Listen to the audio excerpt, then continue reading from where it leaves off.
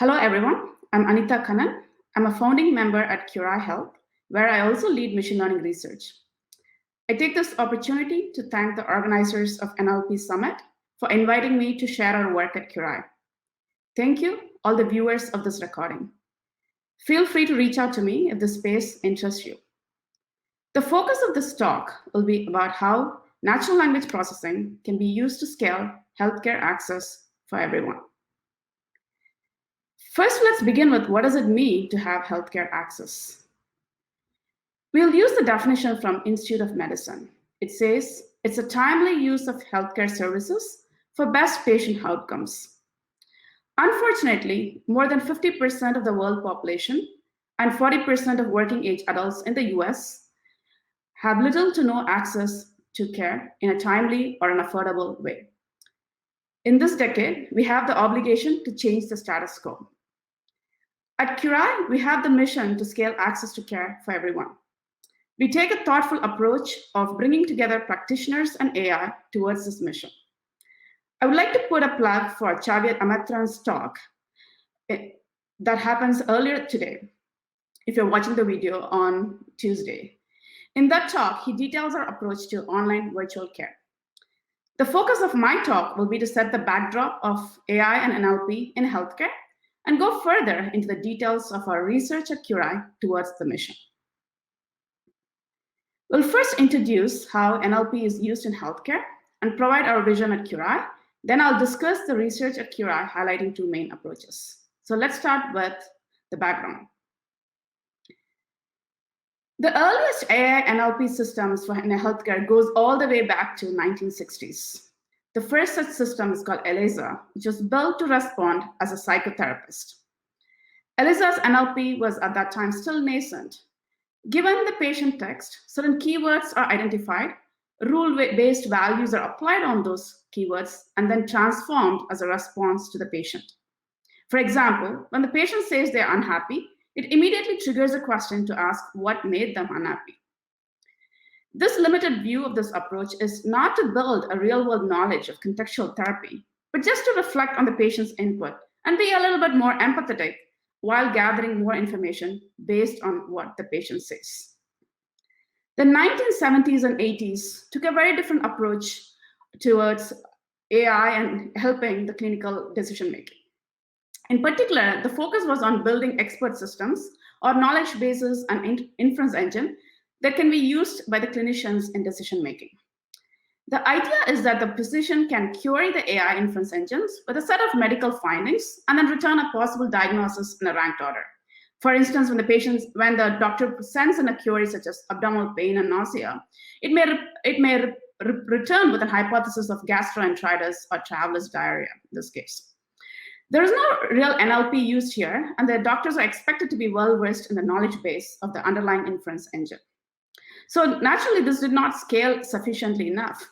However, the underlying medical knowledge is unarguably the largest compendium of relationships between diseases and symptoms.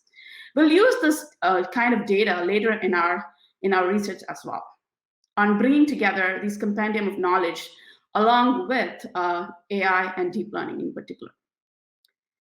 The 2010s later saw a surge for building general AI solutions in healthcare, where often the systems were built in silo. In this setting, AI was being sold as a magical external solution. That means from the get-go, there's a huge expectation for AI to be extremely precise when deployed in the wild. Without proper feedback loop on approaches, generalizing the solutions to work in the wild is often not as successful. At Curai, we take a holistic approach to medical practice, where we combine practitioners' expertise and AI along with the medical knowledge interleaved in a seamless way. That is, we are both a medical practice and a tech company that interleaves the AI and the medical knowledge into the practice. This means machine learning data collection, modeling, and feedback loops are tightly integrated. The feedback about the model manifests as data when deployed in the context of the medical practice. So AI models shouldn't add cognitive load to the practitioners, but instead makes it efficient for them to provide care. So this tall order comes with a set of basic principles that these models or AI systems should have when deployed side by side with the providers. So we identified three main general principles that guide our building of these systems. First is they need to be extensible, which means that they can automate parts of the workflow and the interaction between the doctor and the patient, but incrementally update themselves as more data becomes available by learning from the physician in the loop. This would also mean that the models become more knowledgeable over time as it interfaces with the medical practice. Since it's required to selectively automate, it also needs to know what it knows and what it does not. This would facilitate the model to switch between either automating the task or gracefully falling back to the physicians. This also builds trust for the physicians. Third is about integrating medical knowledge and the data that's being collected. Remember I mentioned you about these large knowledge bases and also scientific literature such as PubMed, and how do you take those medical knowledges and with the data that comes from the medical practice to be able to build such extensible models. The rest of this talk will focus on the research we're doing at Curai towards achieving this grand vision and how we can build such models and systems. At Curai, we focus on two main areas. One is the clinical decision making, which is medical reasoning and diagnosis. This involves history taking, gathering pertinent information from the patients, diagnosis, personalized care plans, and so on. So there's two main areas. One is integrating learning from the experts, which is combining that medical knowledge and deep learning. The other one is also around multimodal diagnosis, where we may need other types of data, such as images, to be able to do a good job in medical diagnosis. The next component or the area that we mainly focus on is NLP. Why is that the case? So at Curai, we use our chat-based services as it improves the ability to scale operationally. That is, we can combine synchronous and asynchronous modalities when we're having that conversation with the patient. So NLP is at the forefront of our research. So we consider that NLP should be able to combine medical knowledge with text understanding and language processing to do it well. So we work on a number of application areas, including conversational modeling, summarization, medical question answering, and so on. Let's start with conversational modeling in the context of healthcare. When we build conversational agents in healthcare, we need to be intentional about the clinical validity of such conversations. So which means that the conversational systems need to take in medical knowledge needed for clinical decision making and be able to lead the conversation to correctly infer the patient condition. Let me walk you through the importance of this through an example dialogue between a patient and provider on the platform.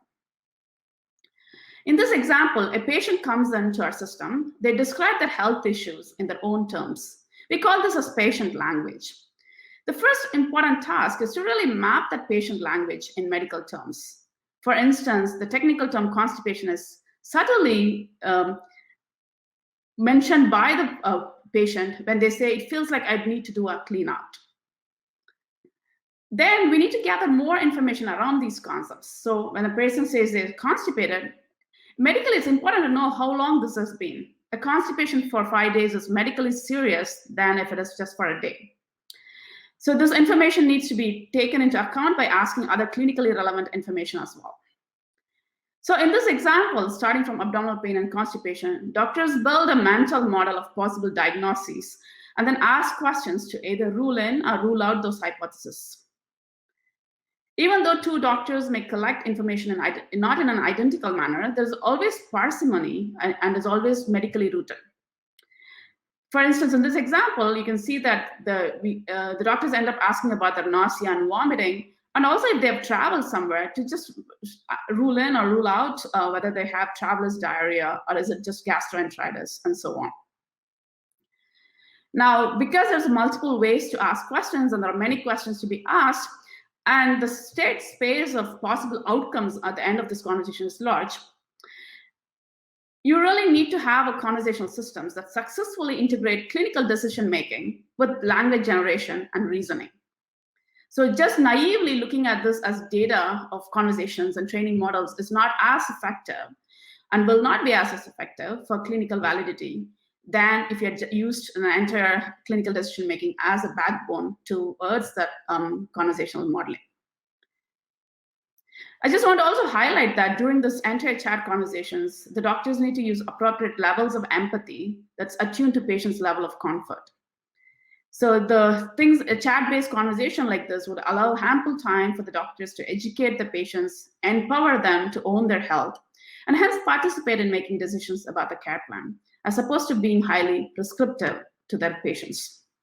So these kinds of activity happens on that conversation, and these should be modeled as well.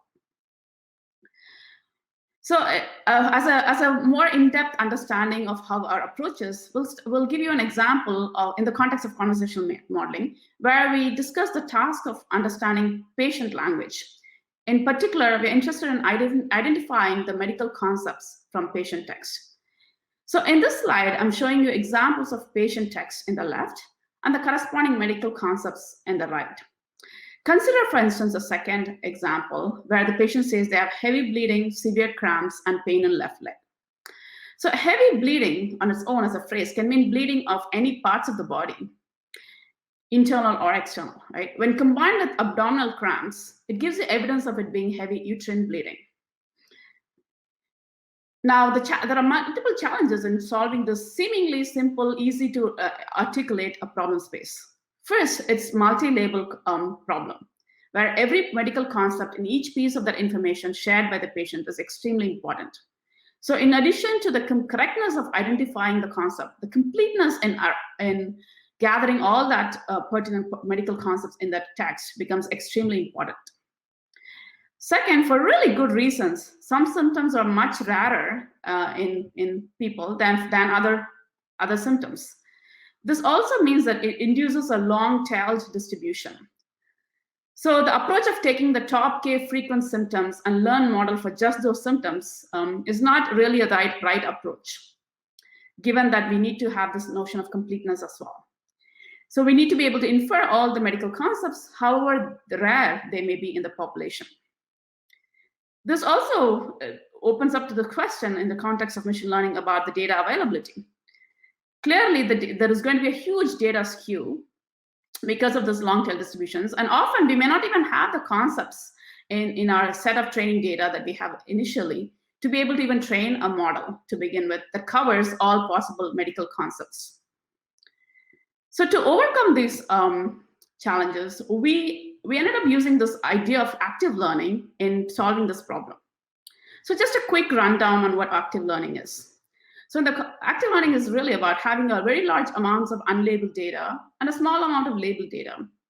We can use the labeled data to learn model of interest, in this case, a multi-label, multi-class classification. We then use the properties of the data and the model to derive an acquisition function to choose data points to get additional labels for. And we iterate this process until we obtain performance that's required, or we run out of a budget on the number of examples that we could label. The natural question is that, what is a good acquisition function? Now, how can we design acquisition functions that also works in our setting, where we talked about long-tailed data sets and where all the concepts that we need may not be known ahead of time? So existing approaches often use model uncertainty or output uncertainty as an acquisition function, and we find that those approaches don't work very well when you have this long-tail distribution, especially when you don't know the concepts all the concepts ahead of time. So what we ended up doing is to leverage a key insight from medical knowledge that we can use as an acquisition function. The idea is as follows. So symptoms, and this patient text talks about the symptoms that patients experience. And often these symptoms are nothing but a manifestation of an underlying latent disease. Therefore, the symptoms has a natural grouping of medical concepts, and this induces a clustering of text. As an example in this slide, I'm showing you 3 clusters of patient text and the corresponding medical concepts and text. Let's consider one of those concepts, abdominal pain. Both cluster 1 and cluster 2 have abdominal pain. However, the second cluster reflects issues with menstruation, while the first one is gastrointestinal related. And the same thing about the cough. The cough that's being pressed and the first cluster is more in the context of GI issues, while that in the third cluster is really about the patient's respiratory issues. So I'll walk you through how we take this medical knowledge and incorporate that in our algorithm for active long-tail learning. We first train a model with the labeled examples that we may have, and then we project all those data points, including the unlabeled examples, to obtain an embedding of these points in that from the model, not from the final layer, but the layers before it. Then we use the method called affinity propagation to reveal the underlying structure of the latent space. Affinity propagation is good for this purpose because we don't know the number of clusters ahead of time, and that uses the uncertainty in its distance computation to be able to cluster these. And you can see that it finds clusters for which there are no labeled examples at all. Now, we then solve this optimization problem that given a budget of a number of data points, it identifies the data points to label from both clusters that don't have any labeled examples, and also from those that do. And this helps us to get those, and then now you can collect data points to be labeled from these from these choices, and then we retrain the model. This continues until we run out of a budget or a satisfactory performance obtained. This way, we cover the entire latent space of patient text, and making sure that we can cover as many new concepts that may emerge because of this.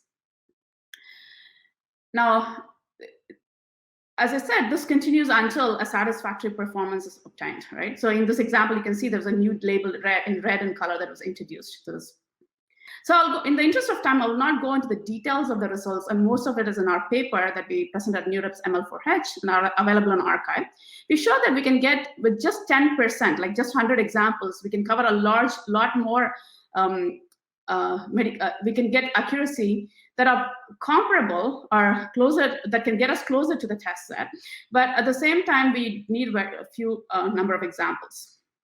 Here in each round, we added only 10 examples. And our algorithm performs much better than existing algorithms for this particular task.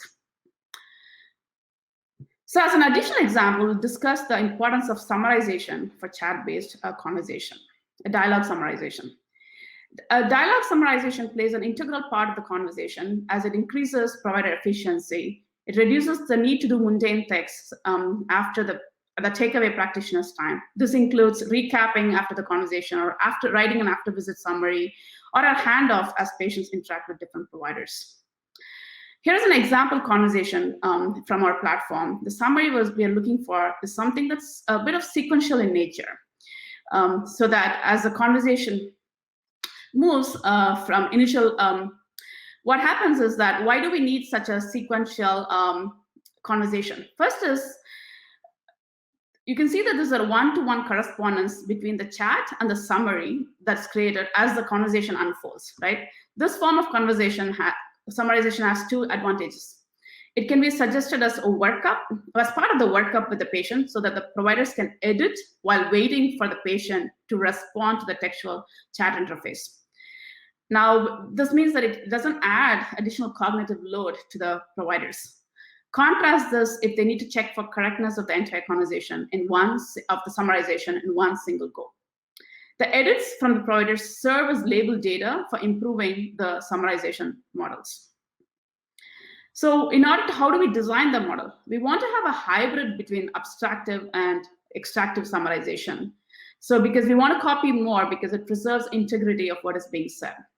We also want these models to focus on the medical concept that the patient mentions, such as the example of bradycardia or the medication for acne in this example. We also want to ensure that the negations and affirmations are correct, because we need to get them correctly. We need to know whether the patient has a fever or not, whether they're taking the medication or not currently. So these kinds of negations and affirmations are very important to be modeled. So the model we use is an extension of the pointer generator network from C et al. The idea here is to augment the architectures of a pointer generator network that includes negations and medical concepts in the attention mechanism, and then also in the final probability distributions that computes the probability of generating or copying that next word. Now, we also penalize the loss to focus more on copying so that we are more faithful for the data. As part of this project, we also formulated new evaluation criteria that includes both automated and doctor metrics, so that we can evaluate summarization a little bit more reasonably than what is currently done in literature.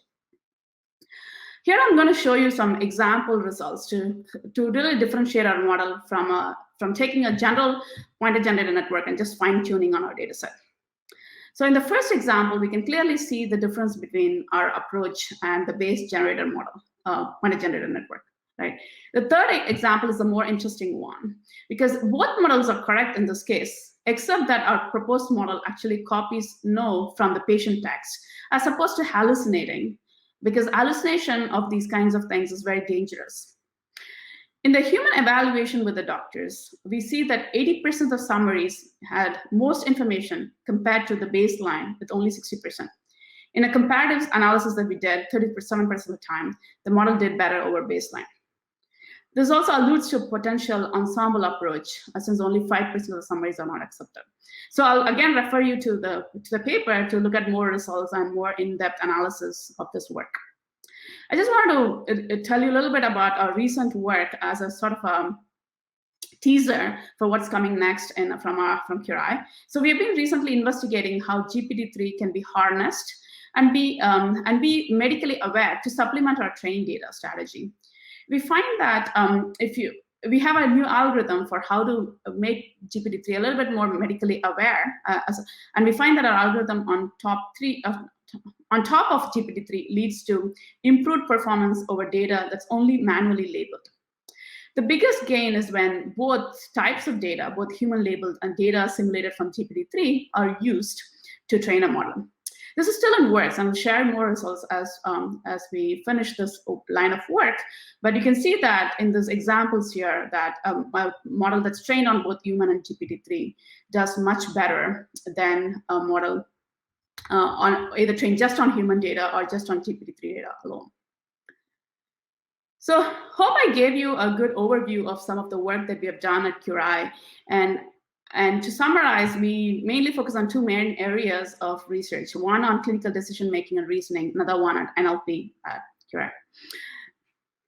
So we also publish at top-tier conferences because this ensures transparency and feedback from the community on our work.